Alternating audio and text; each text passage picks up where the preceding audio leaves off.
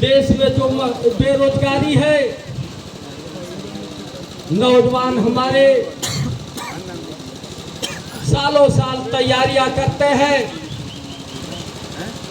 और जो परीक्षा में बैठते हैं 2 दिन के बाद पता चलता है कि पेपर लीक हो गया। आप लोग देख लीजिए, पूरा हिंदुस्तान ये भारतीय जनता पार्टी से गरीब, कमजोर, लाचार, बेबस लोग परेशान हैं। महंगाई चरम सीमा पर है, बेरोजगारी चरम सीमा पर है, भ्रष्टाचार बेसीमा पर है। इसलिए हम लोग आप लोगों के बीच में आए हैं कि आप लोग संभलिए और चेतिए। इस भाजपा सरकार को अगर हम लोग मिलकर हटाएंगे नहीं तो हमारे बच्चों का भविष्य खराब हो जाएगा। और यही भारतीय जनता पार्टी है। आप और हमारी बेटी फुल्लन देवी थी। ये बताइए आप लोग कितने लोग फुल्लन देवी जी को जानते हैं? हम आप लोग से पूछना चाह रहे हैं, हाथ उठा के बताइए कितने लोग जानते हैं? बताएं, आप लोग बताइए, आप लोग फुल्लन देवी का नाम सुने हैं? बोलिए। फुल्लन देवी बिंदमलाह केवट समाज की थी। उनका 15 वर्ष की उम्र में ये कथा सतीश जो भाजपाई है, आज ठाकुर समाज के लोग 15 की उम्र में अगवा करते हैं और उसके साथ बलात्कार करते हैं और महीनों दिन तक अपने कब्जे में लिए रहते हैं। और जब किसी तरह से फुल्लन देवी जी इस आतताइयों से मुक्त होती है, कहीं उनके पास कोई सहारा नहीं रहता। आज अगर उस तरह की घटना किसी बेटी और बहन के साथ होगा तो आत्महत्या के अलावा उनके पास कोई चारा नहीं रहेगा। लेकिन फुल्लन देवी जी अपने आप को संभाला। कम उम्र में शादी हो गई थी, मजबूर थी। उनको सहारा देने वाला एक डाकू मिला जो मजबूर होकर के उन्होंने बिहड़ों के जंगलों में, पहाड़ों में छानने का काम किया। धन्य है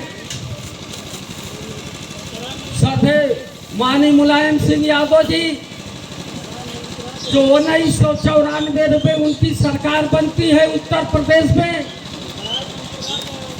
और अपने सरकार में जितने उनके ऊपर मुकदमा लगे थे सब वापस लेने का काम माननीय मुलायम सिंह ने किया। अगर जिन लोगों को पता होगा तो पता होगा, जिन लोगों को पता नहीं होगा, अगर मेरी बात झूठ निकलेगी तो मैं राजनीति छोड़ दूंगा। आप लोग पता कर लीजिए,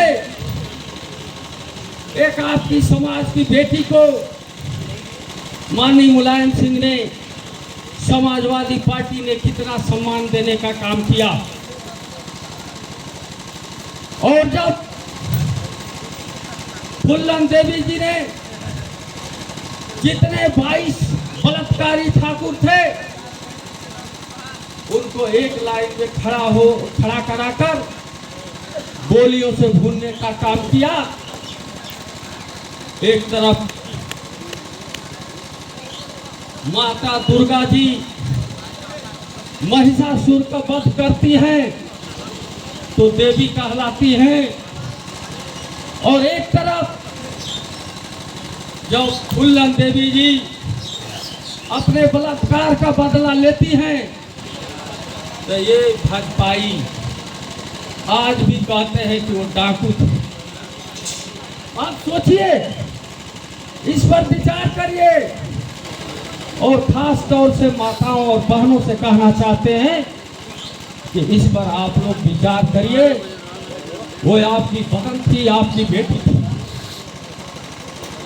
और मैं बता दूं, ये भारतीय जनता पार्टी के जो नेता आते हैं बिंद भर बना केवल ढीमर चौहान प्रजापति पाल में चौहान में ये कहते हैं कि अफजाल अंसारी माफिया है, उनका परिवार गुंडा है। तो मैं बताना चाह रहा हूं आप लोगों को, गौर से सुनिएगा। ये गरीबों के मसीहा हैं, इनका क्या गुनाह है अफजाल अंसारी के परिवार का? आपको ध्यान से सुनना होगा। उस समांती इलाके में जो 80,000 एक समाज भूमिहारों का वोट है, वहां इनका गुनाह ये है कि कम्युनिस्ट पार्टी से 5 बार लगातार चुनाव जीतना, उसके बाद एक बार भारतीय जनता पार्टी का नेता चुनाव जीता, बिहार से रणवीर सिन्हा को बुलाकर, और उसके बाद लगातार परिवार चुनाव जीत रहा है। उन लोगों को पचती नहीं है ये जीत, फलती है कि यार 7% 8% संख्या होकर मुस्लिम का, और कैसे हम लोगों के बीच में चुनाव परिवार जीत जाता है। और गुनाह मैं बता दूं, 1975 में जब शेरपुर की 450 घर की हरिजन बस्ती को आग लगा दिया जाता है समांतियों के द्वारा, दूर दूर तक कोई दिखाई नहीं देता, उनका कोई FIR नहीं कराने वाला था। अफजाल अंसारी जी, उनका परिवार जाकर के मलहम पट्टी और FIR दर्ज कराने का काम किया, जिसमें 14 भूमिहारों को आजीवन कारावास हुआ। दोस्तों, ये है अफजाल अंसारी का। दूसरी मैं घटना बता दूं आप लोगों को, 1988 में सुखपुरा गांव में 45 घर राजभर बस्ती को उजाड़ दिया गया। झोपड़ी डाल कर रहते थे लोग, और एक ब्रिजवासी राय नाम का भूमिहार बीच में वर्गचार करा करके उनकी झोपड़ी को गिराने का काम किया। माननीय अफजाल अंसारी जी कम्युनिस्ट पार्टी से विधायक थे, उन्होंने आवाज लगाई कि सुखपुरा चलो, फिर से राजभर समाज को बसाना है। हम लोग भी कम्युनिस्ट पार्टी में थे, हम लोग भी लाठी में झंडा लगाकर पहुंचने का काम किया था।